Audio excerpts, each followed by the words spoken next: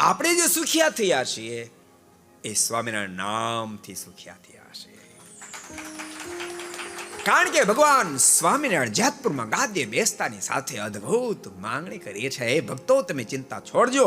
ક્વચિદપી ભુવિ કૃષ્ણ ભક્તિ ભાજમ નિજ કૃત કર્મ વશાત વશ્ય ભોગ્યમ ઇહ યદુર તથાન વસ્ત્ર દુઃખમ તદપી મમાસ્તુ નતુ પ્રજેશ તેષા. જે કોઈ મારો શરણાગત બનશે એના પ્રારબ્ધમાં રામ પાત્ર લખ્યા હોય, ઘેર ઘેર ભીખ માગીને ખાવાનું લખ્યું હોય એ હું સ્વીકારી લઈશ, અને મારો આશ્રિત અન્ન વસ્ત્ર આશ્રય કરીને ક્યારે દુખ્યો નહીં થાય. આપણે મારનું પ્રારબ્ધ ભોગવી રહ્યા માટે સુખ્યા છીએ. એમ તે માનો છો કે નથી માનતા? ન માનતા હો તો નક્કી કરી નાખો, મૂકો પાણી મહારાજ પાસે. મહારાજ તમારો પ્રારબ્ધ નથી મને જોતું, કાંઈ મારા પ્રારબ્ધ મને આપો. ક્યારેક મનમાં થાય છે. પેલો પ્રસંગ તમે સાંભળ્યો છે, ફરી સદગુરુ મુક્તાનંદ સ્વામી બ્રહ્માનંદ સ્વામી વગેરે સંતો ફરતા ફરતા જામનગર ગયા. તો ત્યાં 2-4-5 દાડા રોકાઈને રોજ સીધા પાણીની વ્યવસ્થા થઈ જાય.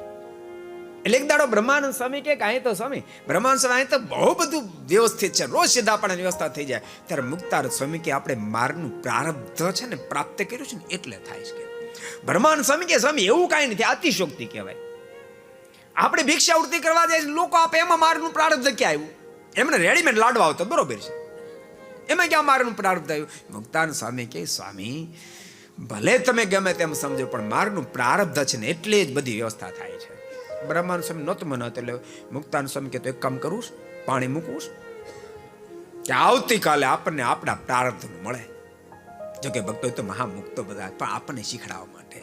બ્રહ્માનંદ સ્વામી કે હા મૂકીએ, અને પાણી મૂક્યું. એને એને એને એને ભક્તો આપણે શીખડાવવા માટે કેવી અદ્ભુત કલા. પાણી મૂક્યું અને બીજે દાડે ભિક્ષાવૃત્તિ કરવા ગયા. આખા શહેરમાં ફેર્યા પણ ક્યાંયથી ચપટી લોટ ન મળ્યો. બપોરના 12 ઉપર 1 વાગ્યો.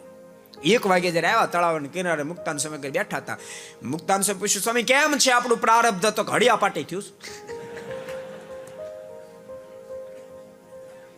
કાંઈ મળ્યું? તો કાંઈ નથી મળ્યું, કશું જ મળ્યું નથી. ત્યારે મુક્તાનંદ સ્વામી કે તો પછી આપણે આપણું પ્રારબ્ધ પાછું ખેંચી લે, મારું પ્રારબ્ધ મૂકો. તો મૂકી જલ્દી કે રોટલાવાળા થાય, રોટલા ભેગા થાય. અને પાણી ફેર મૂક્યું. અમને મહારાજ આપના પ્રારબ્ધનું મળો. પાણી જ્યાં મૂક્યું તે કોઈક નગર શેઠ આવ્યા, એટલે કોઈ સાધુ સંતો ભૂખ્યા છે, કોઈ સાધુ સંતો ભૂખ્યા છે, તો અમે આજ બધાને બ્રાહ્મણો જમાડવા માટે 84 કરી, એમાંથી શુદ્ધ પવિત્ર ભોજન વધ્યું છે. કોઈ સાધુ સંતો ભૂખ્યા છે? અહીં તો ભૂખ્યા જતા બ્રહ્માંડ સ્વામી આવવા દ્યો, અહીં ભૂખ્યા જ બેઠા છે.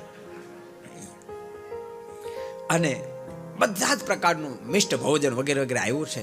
સ્વામી જમવા માંડ્યા, પણ જમતા જમતા વિચાર કરો, પણ થોડીક વાર ધીરજ ધારણ કર્યું, ઉતાવળો થઈ ગયો. ના મળવાનું જ હતું.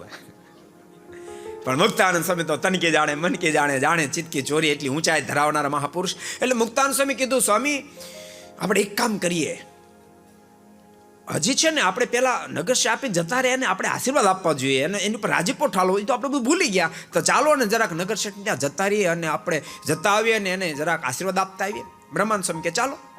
અને નગરમાં ગયા ને વાત કરી કે અહીંયા કોણ એવા મોટા નગર શેઠ છે કે બ્રાહ્મણોને 84 કરણ બધાને પ્રેમથી જમાડે?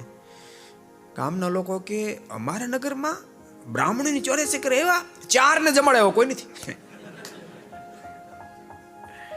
અને ત્યારે મુક્તાન સ્વામી કહ્યું, સ્વામી આ નગર શેઠ નહોતા, સ્વયં મારો વાલેડો નગર શેઠનું રૂપ ધારણ કરી અને આપણને ભોજન કરાવી ગયા. आपको पसंद आया हो तो लाइक करें और शेयर करना मत भूलिए. सब्सक्राइब करें, बेल आइकॉन पर क्लिक करना मत भूलिए लेटेस्ट वीडियो सबसे पहले पाने के लिए.